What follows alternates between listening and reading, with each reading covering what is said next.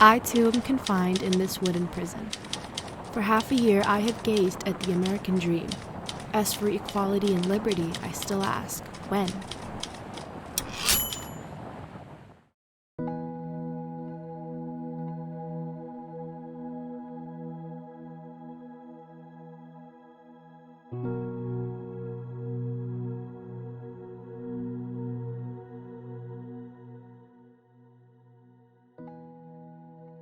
Across the shores of San Francisco, the memories of immigrants who passed through the walls of Angel Island live on through the immortal poetry and stories manifested from their agonizing time at the immigration station. Angel Island operated from 1910 to 1940, and during this time, 500,000 immigrants were processed, many being Chinese. They were subjected to discriminatory measures, enduring brutal interrogations and unjustified physical exams that they were not accustomed to.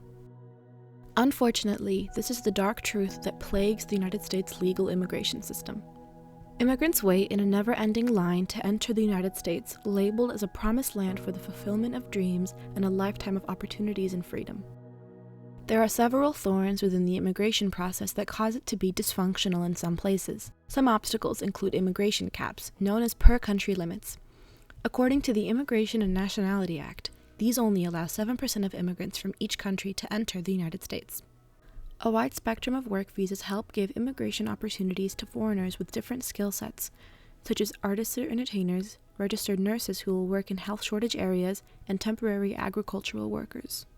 While the immigration system is severely flawed, immigrant lawyers and attorneys work to fight the battle for immigrants to come to the United States smoothly.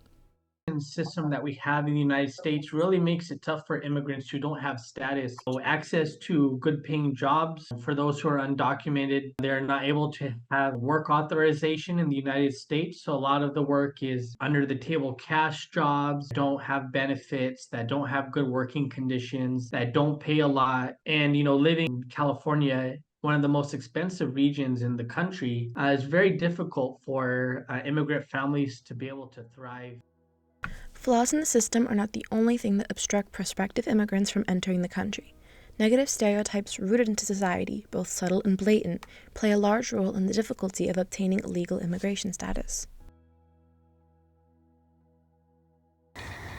Well, I am an immigrant from Laos. My family and I came to America when I was 10 years old.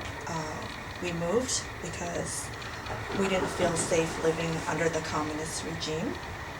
Well, before we got to the U.S., we lived in the Thailand refugee camp for 2 years. We live in a small hut. It feels like living in a village. Food was scarce. The only way for us to survive was basically to provide useful services in exchange for food and other necessity.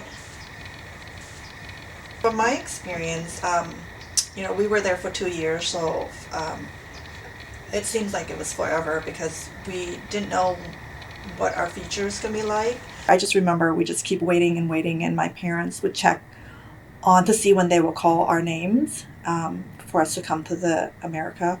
My whole family was excited, especially my parents, because they know that we would be raised in a country where there's freedom and opportunity for learning and just a country where we can work and live without having to be living in an oppressed government. Millions of people around the world seek the agency and freedoms that come with living in America and eventually becoming an American citizen. We enjoy luxuries and human rights that are absent or contested in other countries.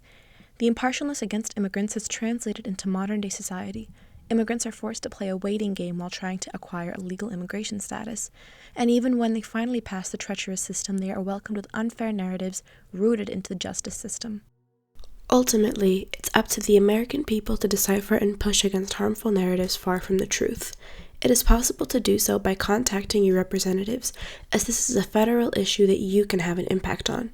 Making an attempt to learn more about why people come to America, as well as the struggles they face